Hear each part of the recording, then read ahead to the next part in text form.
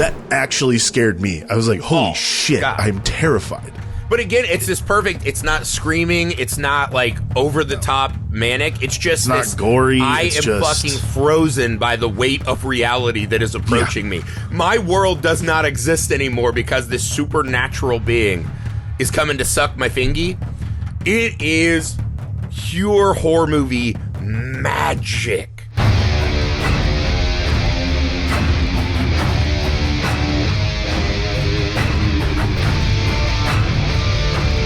Greetings, friends! Welcome back to the Messed Up Movies Podcast, a podcast celebrating movies and filmmakers that embrace the unhinged, the insane, the outrageous, the off-kilter, and all-around kind of messed up fun you can't take your eyes off of. I'm your host, Griffey, joined as always by my fancy boy and very rude Alex Tantino. Sorry, guys, I guess what I got for Christmas is Alex insulting me this morning, so that's fine. Nobody is ever going to know why, but it's fine. Just take it from me. I am the Lily Depp Rose of this podcast. That's all you need to know. Guys, before today's amazing episode, let's start here. Merry Christmas, guys. This is a Christmas morning drop of the brand new Nosferatu, now in theaters. Before you continue to this episode, be forewarned, spoilers. All the spoilers. So just save this, cue it up. Once you go watch Nosferatu with your entire family, because it's that kind of movie, come back and enjoy our discussion on it. More than anything, we just want to say Merry Christmas, Happy Holidays to everyone out there who celebrates. Also, if you want to be kind and give us a gift this year, make sure you go to the Messed Up Movies Podcast Patreon. Donate, support the show. That's the best way to help us grow the show. It's the best way to get more from the show. It's also the best way to have your voice heard on what we talk about on the show. We have a wonderful community of friends over there waiting for you. So if you would be so kind and you have a little extra Christmas cheer this morning, help us out. Free things you can do that are amazing. Go to misfitparade.net, subscribe to our newsletter there, join the parade. We are about to start shooting our next segment of our feature film, Mr. Cream Jeans Hidey Hole. You're going to want to stay up to date on all of that. Go to the YouTube for Misfit Parade, subscribe there. Our short film, Sugar Tits, is out. Another just great Christmas family movie for you to watch with everyone who is with you. We have video versions of the podcast, shorts. Go to TikTok, Instagram, Facebook, all that. We have so many great things over there. Little short content you can share with people. Let them know what we're doing. That helps us out a ton. 5-star ratings and reviews on all the podcast app would be greatly appreciated. All right, Alex. It's Christmas Day. Yo. We're doing brand new Christmas, movies. Griff. This is Merry Christmas, except for the you before with your glasses on being rude. It's fine. I'm not sore. It was really funny, but that's fine. It's no. It was. No! All right. That's how you know this it's is funny. how you turn into an insane person in a rat-infested asylum, because people around you are just rude and mean. All right. We're here to talk about that. So our brand new movie has been switched to Wednesday, Christmas Wednesday, the day Nosferatu drops, so that we could get this out and talk with everyone, spend the holiday with you. Brand new Nosferatu. Alex, would you like to hit us with the deets, the key players, all the good stuff?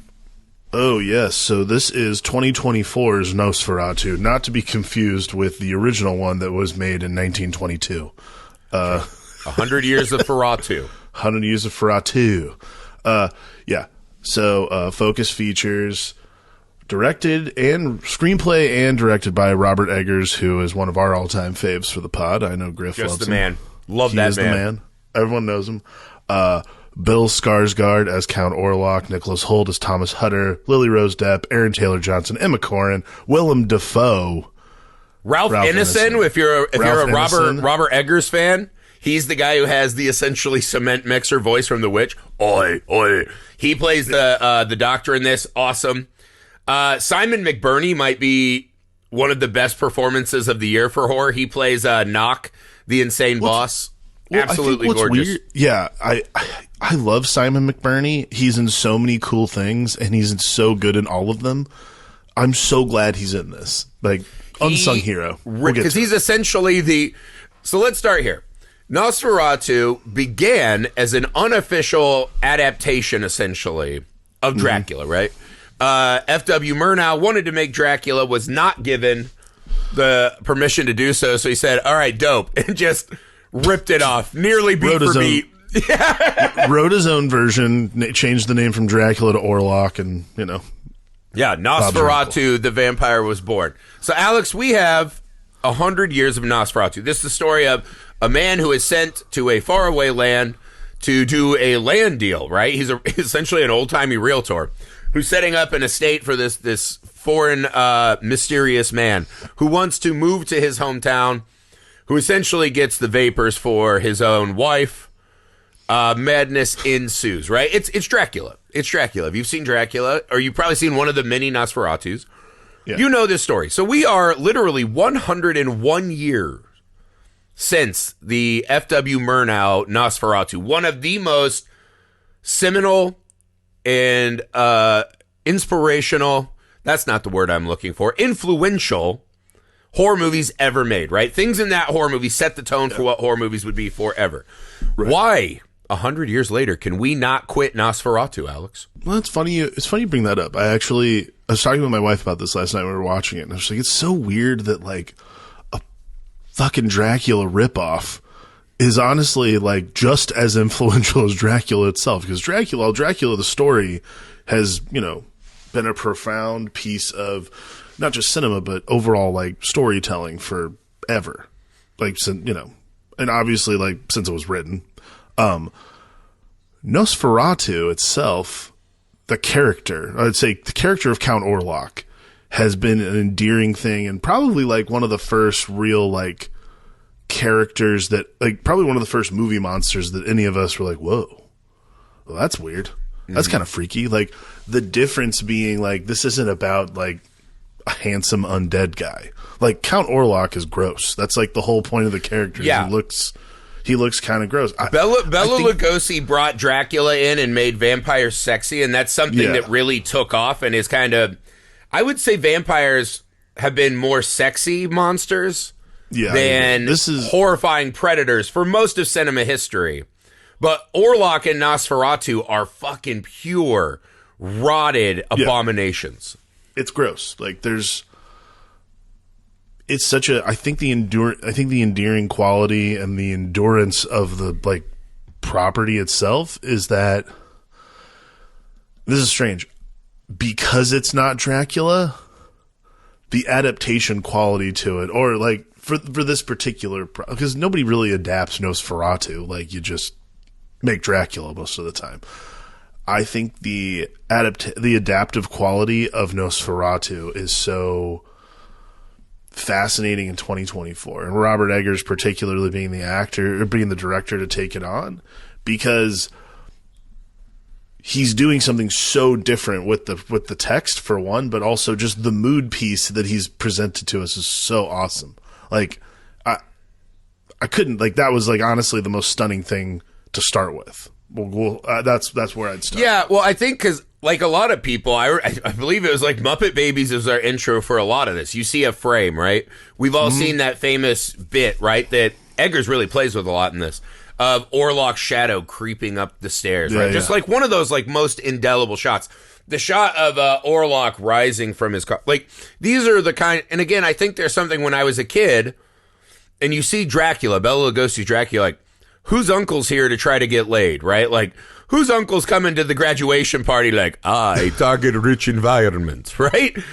So whereas Lugosi set the kind of swagger and voice of the vampire, Max Schreck's Count Orlok set the fear of why we are afraid of these things, right? Like, the curse and as Orlok says later in the movie, he's like, I am but an appetite. Right? That constant hunger and feeding and the thing that will kill you and eat you in the dark.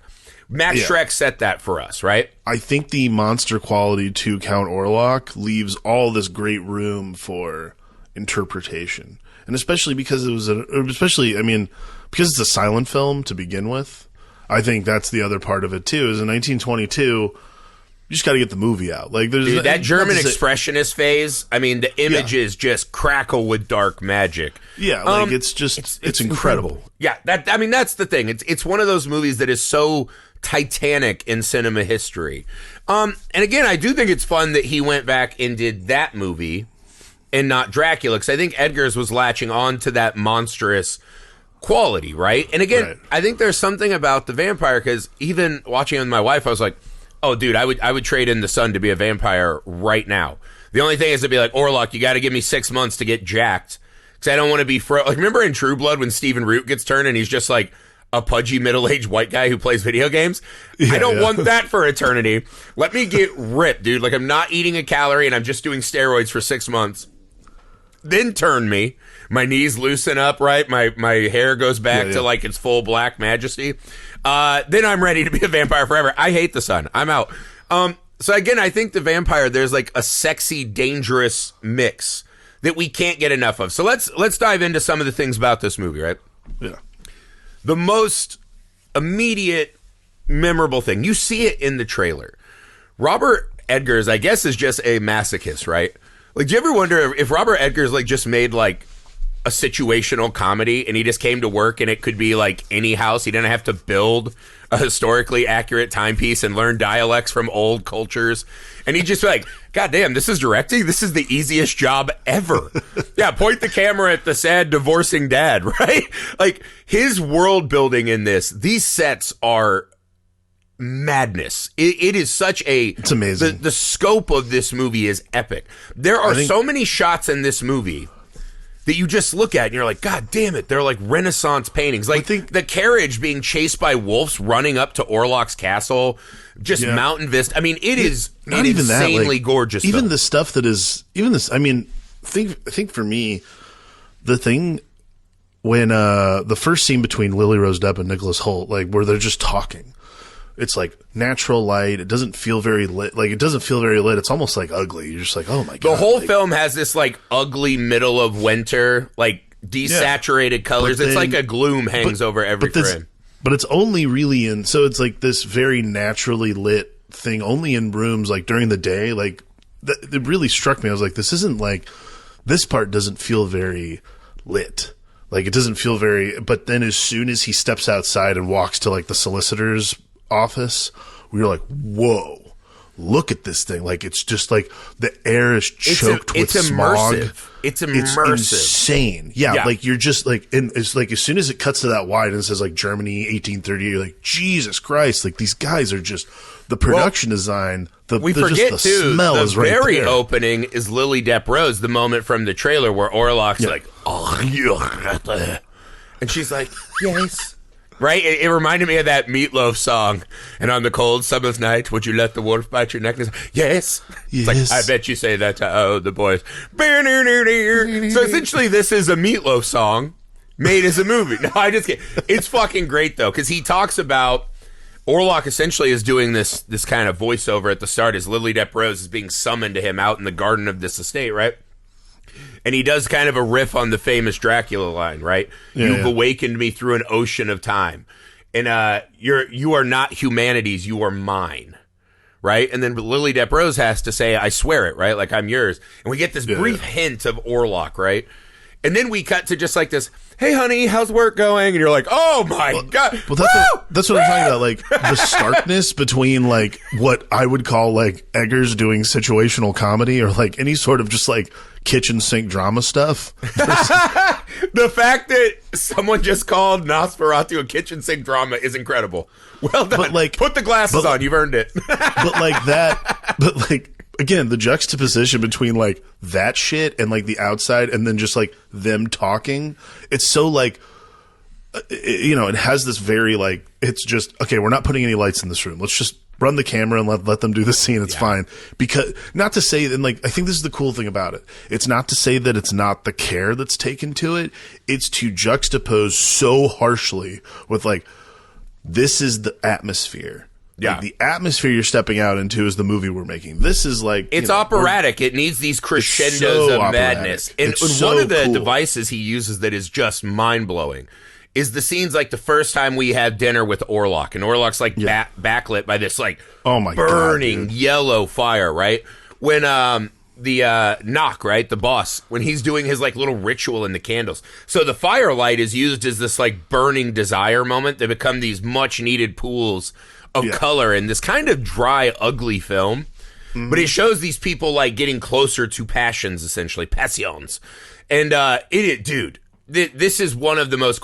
And again, I think it's Robert Eggers has such a love and just wonderful ability to go back into these old worlds and breathe life into them, to make them feel real and lived in a way that a lot of big set kind of period pieces feel very stage production-y to me. Even if they're in the locations, there's not that authenticity and grime, right? To your point, that minutia that Robert Eggers really fills these worlds with. So one of the other things I think we got to talk about in this movie is that he adds this kind of subtext to everything that's in the original of this yearning, right? And I think the device of making this such a cold, kind of bland, color, ugly world is we're really highlighting the kind of like base misery of the time. Yeah. Well, the sadness and hopelessness of the time. It's mixed with these like deep journeys these people are on to try to find anything to make life worth living. Well, and again, this is like I love all his movies. Like, I think he's an incredible director, and just like one of the best modern horror makers. This really highlights because he started as a production designer. This really highlights this, like, how immersive he can be, and how like that gloom. I think this is the thing. There's directors who like can lean into the gloom like that 1800s gloom, and not understand that you still have to have like pockets. This is like production design 101 though, where you're like, he's understanding like, yeah, this is gloomy and rat plagued and all this other crazy shit going on, like, but it still has to have variance here. And again, yeah, when you go to the rich people's house, it's an oasis of colors. The way I can describe it is it's just you can smell it. Like when he like, I can't, I still. If the rats are running through the town, you're like, yep, I would never time travel. I hate this. I still can't get over like just that opener when he walks out the fucking door. It's bombastic in the weirdest way. Like, it's crazy how like you're just like, whoa. And then that's really where the whole thing kicks off. And then, oh my God, Orlock's castle is just whatever. When he goes and he's in essentially like the gypsy ritual, and all the people are grabbing at him, and he watches the vampire, and they're gone. He's got to walk up to Orlock. That scene of him walking up the snowy mountain, amazing. Like through that whole riff through that first bit at Orlock. Orlock's castle is probably my favorite little visual bit of the movie. Yeah, it's stunning. So let's talk about Count Orlok, right? Bill Skarsgard has become essentially our modern horror monster master, right? He's our new Lon Chaney Jr., man, or Lon Chaney, even the man of 1,000 faces. Yeah. So very famous. Kind of burst on the scene with Pennywise, right? Like one of just an absolutely pitch perfect monster performance, right? I watch scenes from Pennywise all the time. I love what he did with that. Him as Orlock is very fascinating to me, because in this one they go a different way. This is not the kind of Max Schreck monster attire, which is funny because Willem Dafoe actually played Max Schreck playing Nosferatu and Orlock in Shadow of a Vampire, right? Which is a kind of funny turnaround now that he's the kind of kooky professor who's playing the Van Helsing riff. This one, they make him a little more of a decrepit human form. We've got a handlebar mustache. He looks more, his features aren't as exaggerated except for on his body and lower. But I think they kept the face much more human.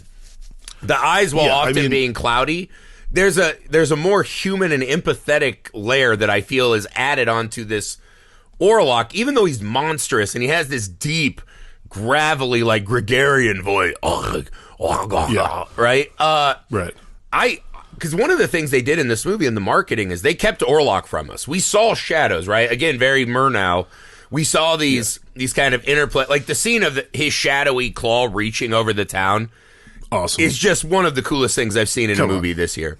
Like, it's poetic and perfectly sums up the movie. Because I believe it's one of the old gypsy ladies even says, right? Like, once you're in the shadow, it hangs on everything. It's like the shadow is a curse that puts you in a nightmare even when you're awake, right? And that scene just captured it beautifully.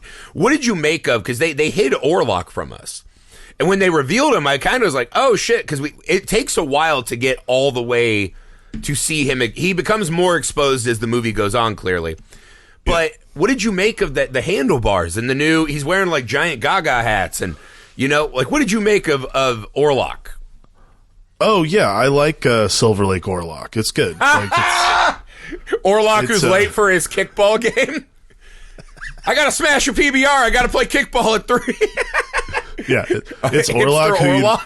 It's Orlock who you'd walk into his house and be like, "Hey man, what's going on?" And he's playing like a really nice like Mellotron, and you're like, "Huh, okay, that's not what I thought." Don't touch my IPAs. I'm making them. No. Don't touch my first print of Neutral Milk Hotel. Don't touch it. It is a collector's item.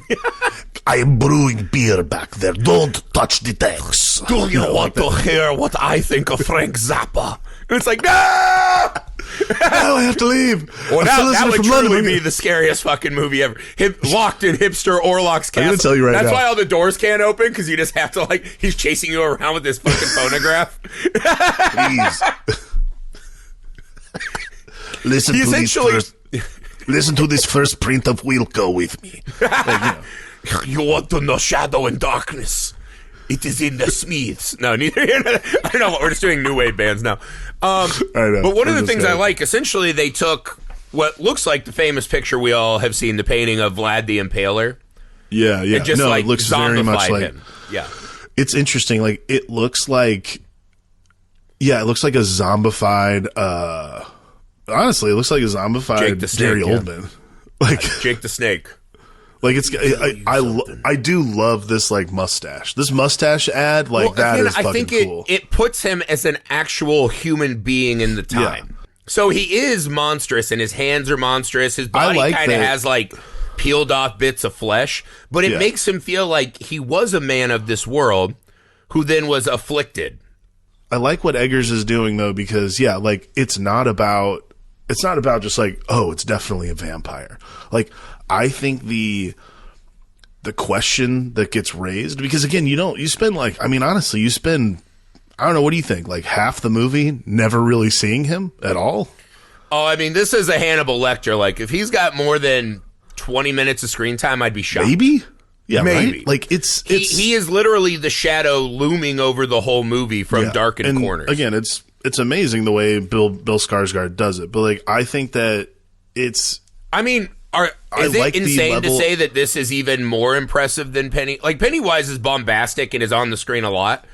This performance, I mean, just the pure mixture of the physicality. I think because the fucking voice he creates. I mean, he's unrecognizable beneath that suit. I think because of the way how little screen time he has versus how like looming the presence is. I don't think it's unfair to say that maybe it has a little more gravitas than Pennywise. Definitely more gravitas. I mean, sure. In terms of impact on the movie, I'd say, yeah, probably a little more. Well, the first time you see him in shadow, it almost looks like a silhouette of the Swedish chef from the Muppets. Yeah, absolutely. Like, that hat is to move to your town where they don't know these morbid fairy tales. And you're like, all right, that's dark, that's sinister. Sure. But then as the movie exposes him more, I think what I love about this is they take this monstrous silhouette, right, and the hand and the claws, and we watch him drink from Nicholas Hoult, right, which is fucking what when he like picks him up, he's like he's doing like a yoga cat and cow pose, like hard slurping this guy's teeth, dude. Yeah. And it's dude, it made my back feel limber just watching it, dude. I was like, maybe I got to start sucking some dudes dry. Don't clip that for the internet. Neither here nor there. I mean, if it'd make my back better, dude, I'm down. That's a shot. Come find me. Yeah, I don't care. But you watch and you're like, monstrous. By the end of the movie, I think the thing that separates this performance, his humanity, and because that scene when him and Lily Rose Depp are face to face, especially at the end, but even the first time, and she's like, "You're a monster." He's like, "I am an appetite, nothing more." This cold hollowness, as he says what sounds like a very metal monster line. Yeah. You look at his like kind of cloudy eyes, and the empathy pours through. You see this man who I think that's really kind of has needs and yearning and is cold. Yeah. I think that's really kind of the summation of the performance, is just like the yearning and empathy in Orlock and the Orlock performance that Bill's like, it's just another layer that I don't think any of us for over 100 years even thought of. And then Eggers is coming in and being like, well, there's a level of tragedy to this guy who definitely knows, like, and I think this is part of the visuals for it, because like he's like almost like a rotting corpse walking around in a lot of ways, and there is tragedy to that. You're like, oh, look at this guy is like doomed to being in darkness, and he has to shield himself from everything. Like it's a strange thing to, in a vampire movie, empathize, like, because like they tried to, like, Christopher Coppola tried to do this. Horrible things. Yeah, absolutely. Well, okay, so let's go through. If you look at like the most famous versions, right? Like Ford Coppola really captured this, I think, in like, Dracula with Oldman. Well, that's what I'm saying. Like Oldman's performance, like in like Coppola's version of Dracula, he really wants people to empathize with Dracula's plight of like, oh, I've lost my I've lost my love, and it's a love story and that kind of thing. I don't think it necessarily ever reaches that.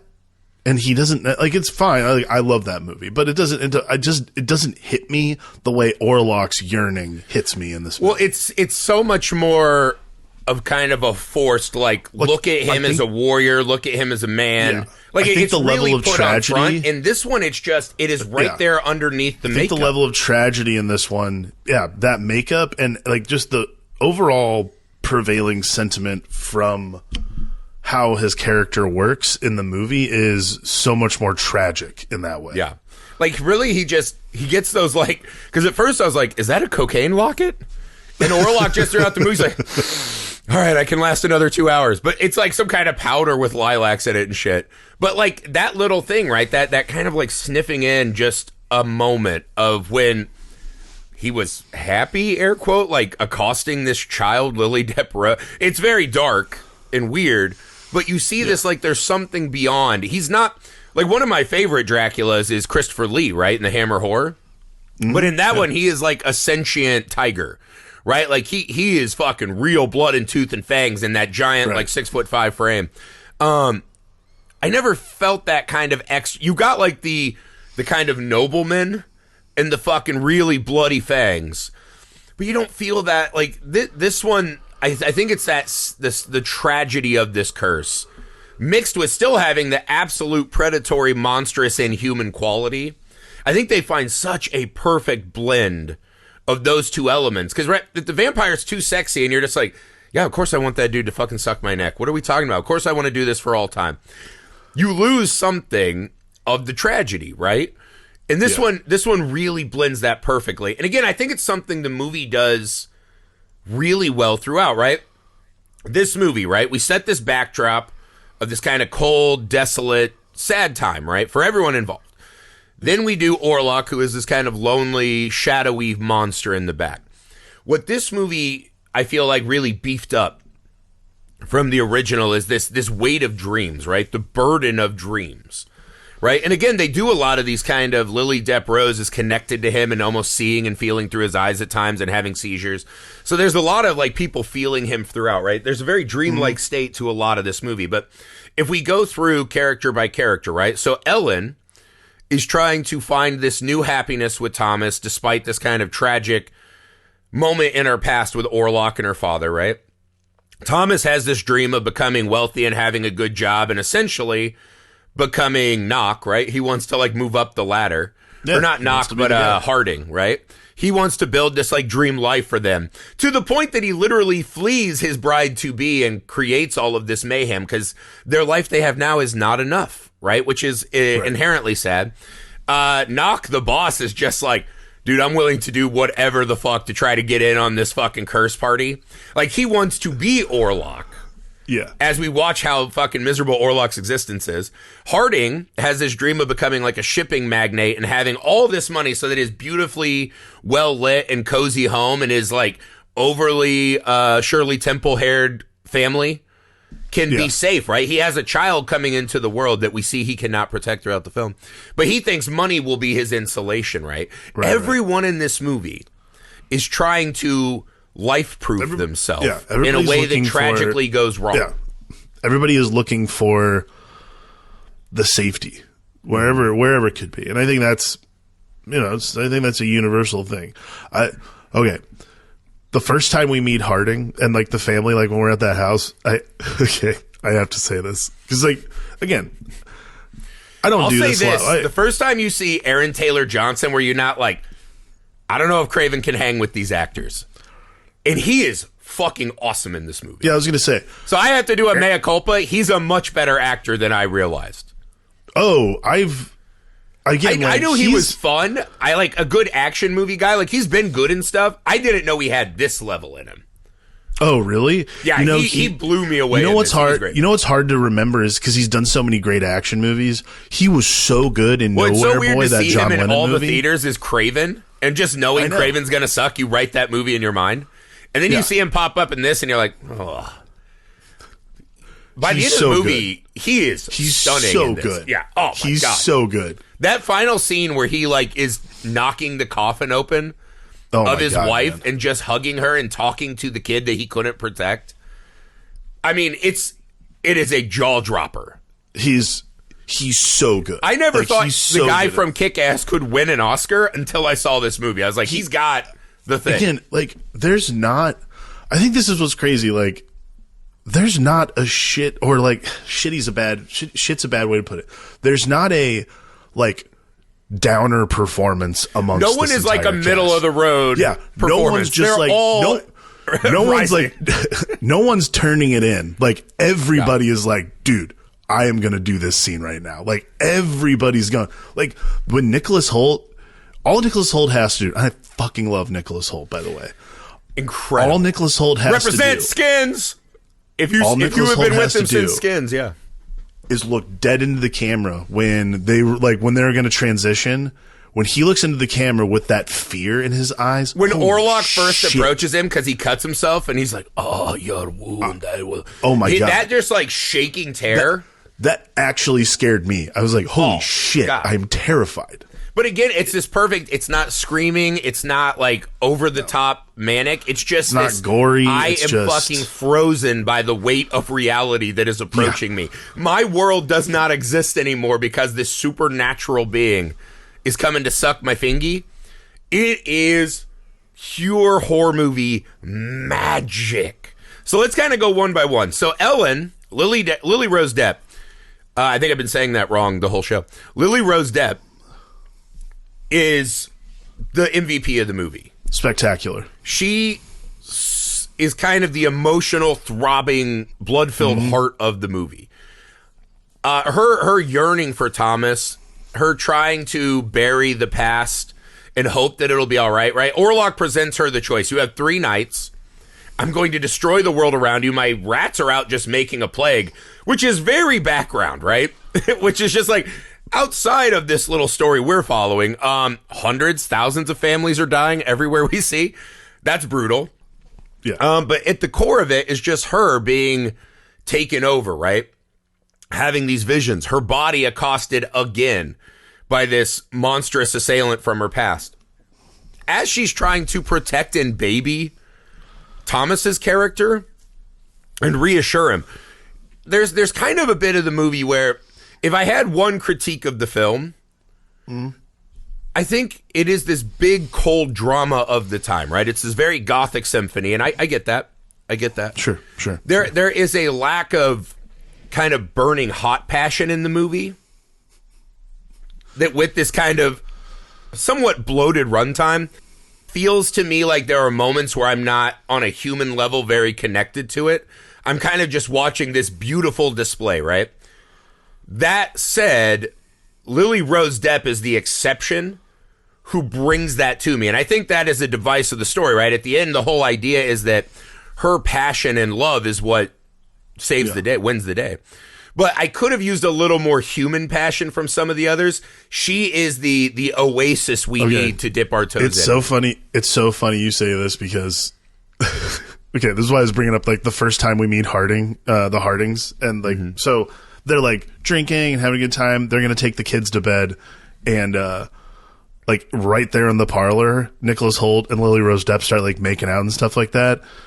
I swear to God. Okay. Just having sex on your rich friend's couch. Nice. Yeah.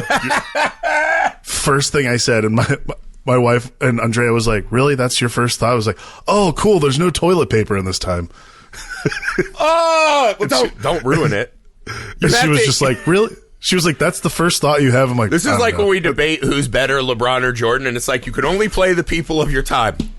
Back then, they didn't know about better shaved and clean genitals, dude. That's as good as it got to them. Again, it's just also one of those just things look at the world they live in. You think that was that much worse than everything else? These are people who just openly shitting in the street a lot of the time. So yeah, you think there was a lot of Dawn dish soap? Every meal they went face first into had the threat of plague and disease, dude. They're fine.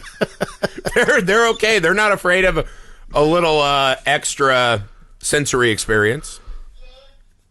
It's again, but that's usually like maybe we're too childish for this movie. I don't know.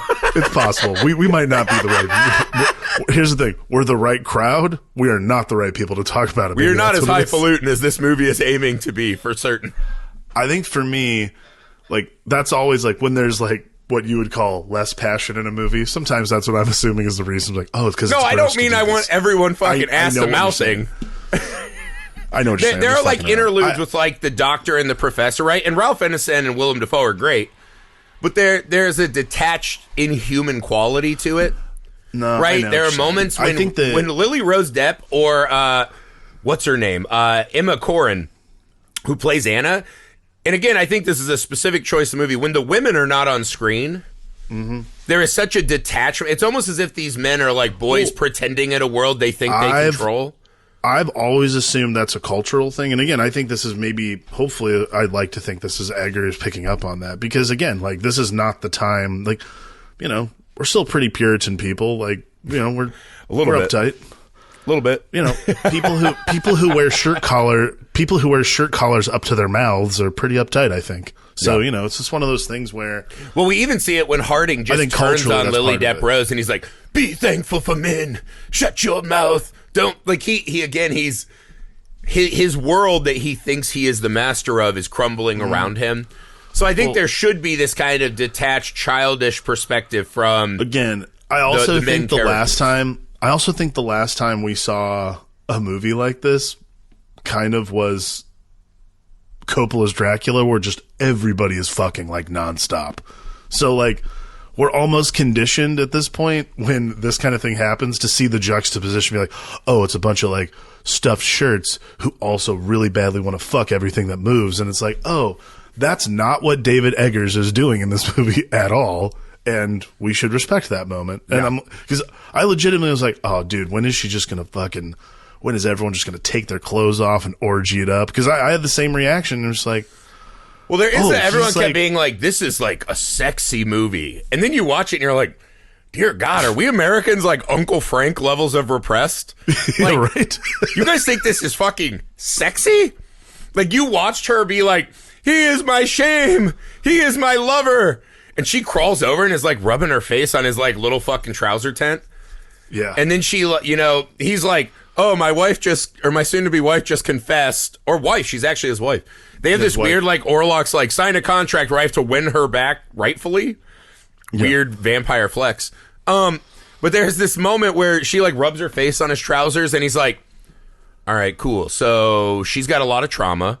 I've been slurped on by an inhuman monster that I couldn't fathom but 3 days ago. Maybe I should pick her up and just bang her around on the bed a little bit.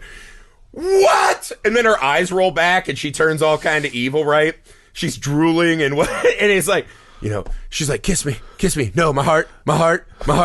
And it's like, I want him to see how I love. And I was like, are we watching this? And we're like, I want to say trauma, have my husband bang me so that my enemies can see me getting like 3 minutes of wienering? Like, what? I'm telling you, during that whole scene, I was like, do we need to be here? Should we fast forward through the movie? My God. I take mad umbrage with the thought that this is like a sexy movie. If you think this is and I am a man who likes a good spanking. I like all that kind of stuff. Like, I should think this is sexy if that's the genre we're doing. This is monstrous sexuality. This is not sexy. If you think this is a sexy movie, not only because of the hygiene, yikes, the times, the coldness, like there's nothing in this movie that I'm like, yeah, dude. Like, come on. What? Like, people, I think we as Americans need to fucking stop being so sexually repressed. On Christmas Day, there's a contingent of guys who are going to be in the theater going, yeah, dude. Yeah, did. Yeah, dude. Yeah, dude. That is fucking Yeah, hot, dude. bro. That is hot as shit. Oh my God, is that two women laying in a bed together with 5 layers of jammies? Hot. Jesus Yes. Christ. Just fucking yank me. What? I mean, What? maybe the hottest scene in the movie is when the fucking boss is in the pentagram and he's doing like the Ricky Martin video. I guess if that's your thing, like that seems very freeing. I don't know. Again, are people going to get to the end of this movie and you're just like, are people going to get to the end of this movie and be like, that's the hottest thing I've ever seen? I'm like, you're gross. Yeah, You're maybe gross. the very finale, I guess. Sex that, like, No. necrophilia, essentially, with death as the reward. Neither here nor there. I guess if life's coming at you, you might as well just fucking cross your legs and jump in feet first. Like, we're going to die anyways. Neither I do here nor like there. the idea of Count Orlok being Ferris Bueller, essentially. That's good. Sometimes life comes at you pretty fast. You got to stop and smell the virgins. Neither here nor there. People, stop calling this a sexy movie. We need help as Americans. We need less guns and more sexual freedom. That's all I'm going to say. Less guns, more So let's OnlyFans. talk about, I want to talk a little bit more about Harding, Sure. the rich man who can't insulate his life. Watching him devolve, watching him in that crypt as he confronts the death of his family is such a stunning scene, because he's one of the characters I thought, as the movie was progressing, I was like, he's the character we could have trimmed a lot of fat with. Like, he felt unnecessary. It's like, why is that not just Thomas's stuff to do in the movie? He felt like he was kind of dragging me down at times, even though the performance is great. It felt, again, this movie feels a little bloated, and there are these long stretches where, like, I'm kind of emotionally checking out. right. That scene of him confronting the fact that his money did not save his family, right? Because we see this beautiful, like, ship is wrecked into the yard, and there's rats everywhere. He's kind of doing man stuff. That scene, again, is so fucking profound. Just the image alone had me and Amy crying as he just stands with his hands on his daughter's coffins, right? And they do this gag all the time where, like, the first time they do bedtime, he's like, excuse me, I'm being called to fight monsters to protect and save his daughters. And the fact that Orlock's shadowy hand is over his face in bed, because he's sitting there with his little gun, right? Man 101, dude, I'm buff, I got a gun, I'll protect this house. And Orlock's just like, stay asleep to the reality of what's happening, essentially. And his family is destroyed. When he has his hands on his coffins, kind of mirroring that, like, I'm the guy who fights monsters for my kids. That's the thing. This movie, when it comes to, like, real horror images, real life horror, because monster horror is different than those moments that truly crumble your soul. I'll tell you, Staggering. I knew that I'm off to fight monsters thing. I'm like, that's going to come back, isn't it? And it came back. I was like, fuck, god damn it. I didn't expect it like that. That's what I'm saying. I was not expecting it. Broke that me in half. part. And again, his performance is horrible. so stunning. So good. He's so good. Just respect. So then we have our love three Aaron kind of Taylor-Johnson. flavor characters, right? Which is Thomas, kind of the good man caught in the middle. Again, we talked kind of about his incredible performance as he meets Orlock. Let's talk about our two madness characters just to give tons of flavor to this. We've got Willem Dafoe as the professor, who there's just nothing Willem Dafoe can do at this point that I'm not insanely in love with. He is right now maybe my favorite actor.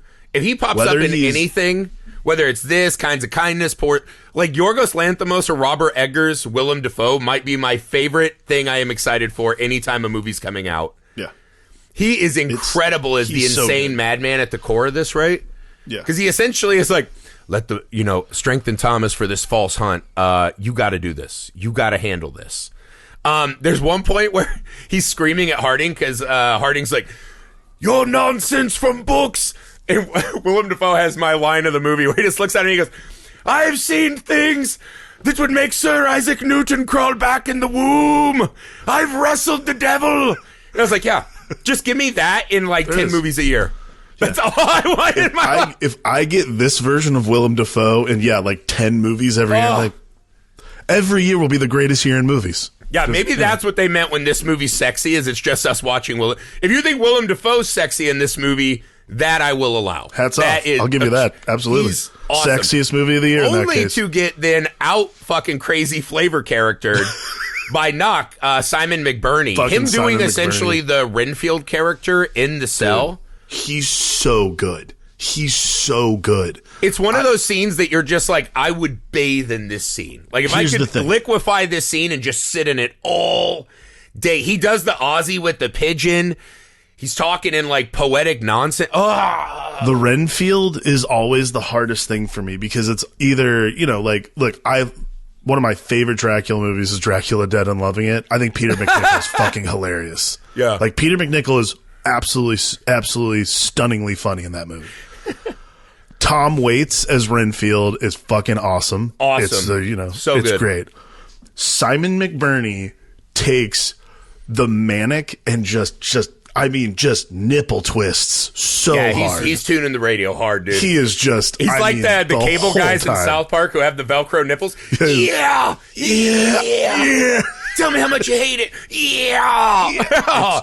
Dude, he is so good. Best. I mean, incredible. I think I was watching it and I was just like, I can't imagine how much fun that must have been for an actor in a scene to just like, he's such a great actor anyways. Do you think Eggers just walked like, look, dude, just fucking pull the ripcord. I don't give a shit what you do. Just go for it. I think that was his note to everyone. Like, that's Yankee, so awesome. Dude. Yank the fucking cord. Just let's go. Just beautiful. So cool. Beautiful scene. I want to talk about the ending. Sure. So we don't do in the original movie, it's kind of the famous scene of he's creeping up and he's slurping the lady. Yeah. The curtain comes and the sun rises. He's like, he turns and recoils almost in like a Thriller pose. Yeah. Turn to dust. This one's a little different. Lily Rose Depp dresses in her bride's outfit. Uh-huh. She's, I summon you. I bid to you. Come to me. She calls Orlock. They're out burning down his palace, whatever. It's been a clever ruse.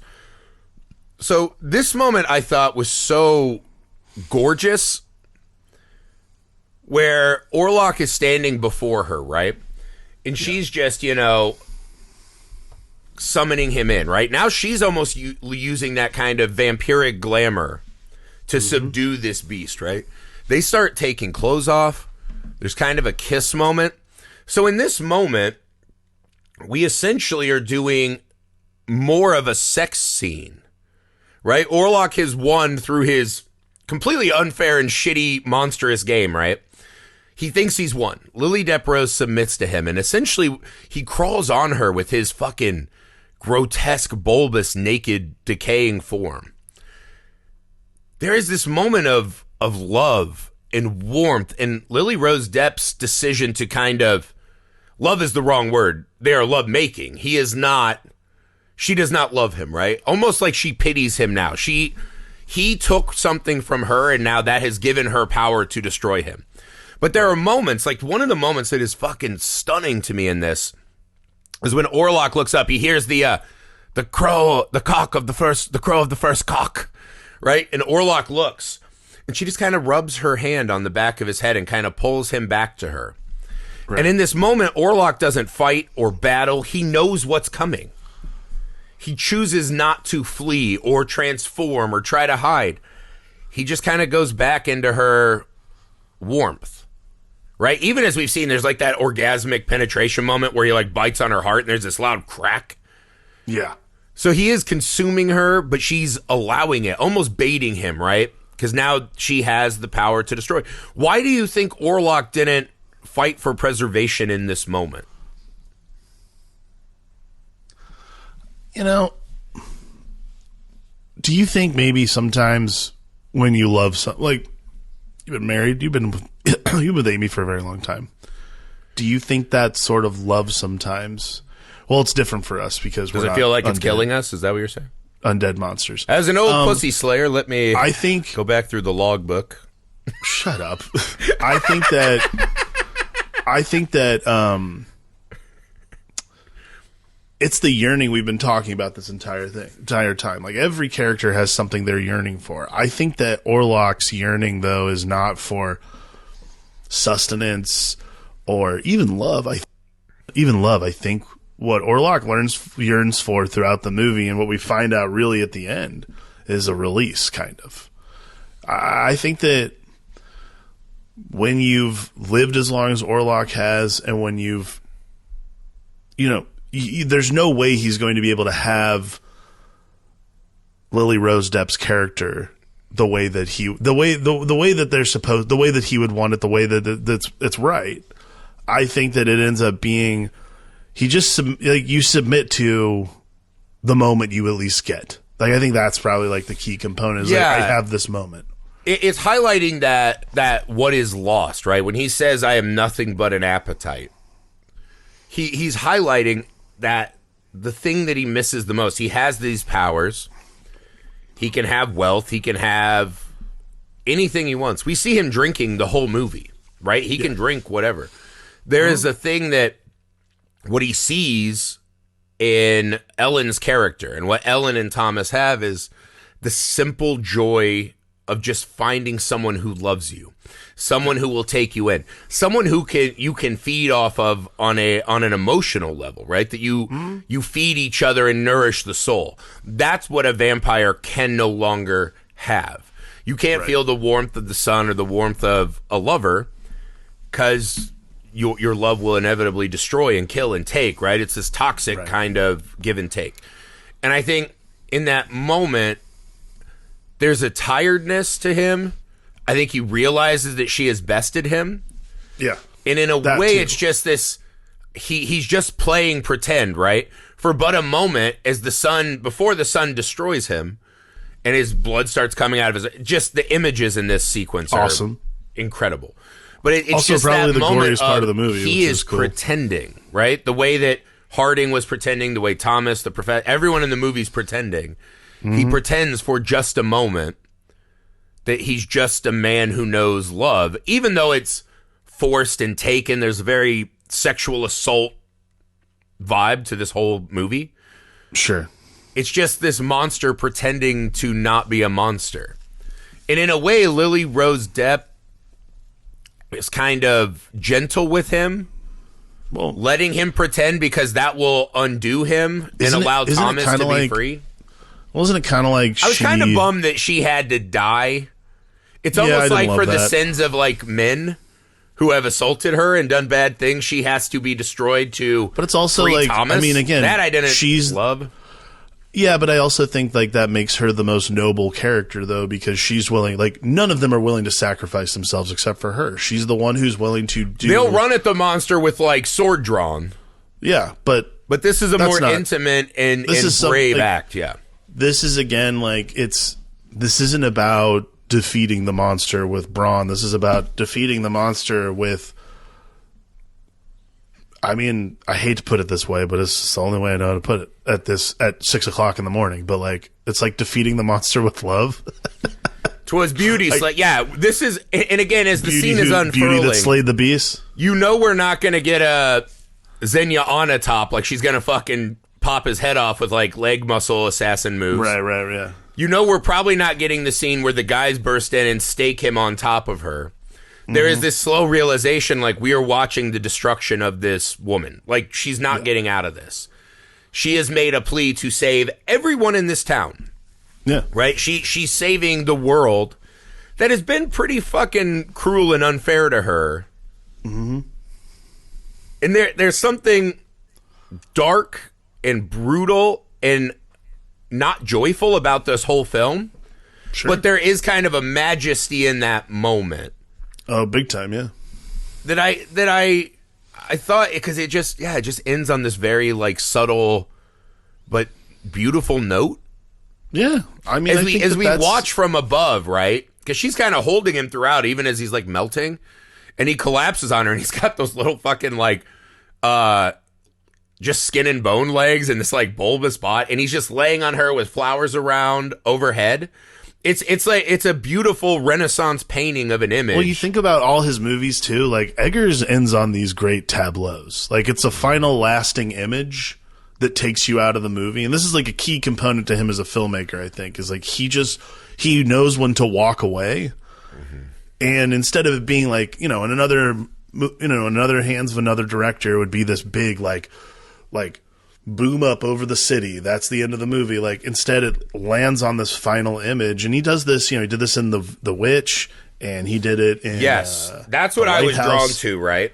like he knows how to just end the movie, and it's always ending on this, like it's like he wants you to leave the theater with that image in your head, and that's exactly what happened. That feeling, yeah, because this is a very interesting book in with The Witch, because The Witch is about a young girl who suffers at the hands of the men in society of the time. At the end, it is this like raucous, euphoric, floating up, taking your power, right? This is the opposite. This is kind of that pitiful little bit of first light coming in and just illuminating the sad, tragic truth and reality of the time. So it's kind of the two sides of a coin for the woman's journey in both movies. All right. We've talked a lot about how incredible this movie is. Alex, what was the most messed up moment in Nosferatu?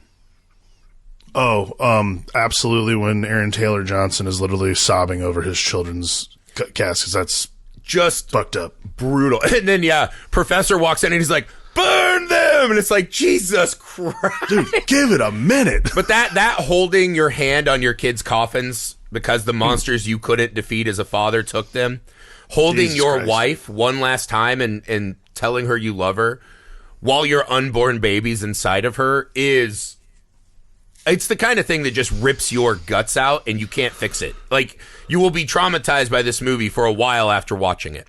I would say the most messed up moment in Nosferatu, mine piggybacks off that. The scene when the dad won't wake up and the mom hears the girl screaming and runs into the kids' room, and Orlock drops one of them like a literal emptied Capri Sun bag, right? And then is drinking the other. And the mother just takes that in. There is a cruelty. And anytime in a horror movie you're accosting children, that's just always going to be a taboo, right? There is a destruction of innocence of these cute little girls we've seen in the movie that don't have this psychosexual understory that a lot of the other characters have. They're just literal nice kids that are afraid of monsters. And then the movie chooses to show that the monster will even eat them as children. And it is... gut-wrenching. It is absolutely the pure dark magic of horror movie scenes. Like, it rips your fucking heart apart. Absolutely. That's it for Nosferatu. Guys, this movie is just the scale of this movie, the storytelling of this movie, the craft of this movie, the acting. This is one you have to see. In a year of incredible horror movies, it might be wild to say I don't know that this cracks my top 5, but I know. I mean, most years this would be the best horror movie I've seen all year. This movie fucking melted my face. I could not have loved this anymore. Wonderful. Exactly what you want from a Robert Eggers Nosferatu. It completely delivers on the premise we've been talking about for a long time. Well done. Well done! Well done to you. Merry Christmas, everyone. I hope you're having a great day with your families. I hope you and your families are just having weird eggnog-fueled discussions about sex and society, repression. If you thought this movie was sexy, reach out to us. We will help. There's sexier movies you can watch that are just way, way hotter. We might need to all unloosen the belts a little, as it were. That said, please go to Messed Up Movies Podcast Patreon to support the show. Give a gift to the show. We will give you gifts and returns. We have a lot of awesome stuff coming up. Join our community. It would mean the world to us. Go to Misfit Parade. Subscribe to the YouTube there to see audio versions of the podcast, video versions of the podcast, all of the good stuff. Sorry, I realized I wasn't covered in darkness. The cock has crowed and light was getting on me. Make sure you're leaving 5-star ratings, reviews. Let your friends know where we are. We're on TikTok, Instagram, all the fun places. Great stuff to share around. We appreciate you. Merry Christmas. Happy holidays. We can't wait to dive into the new year with all of you.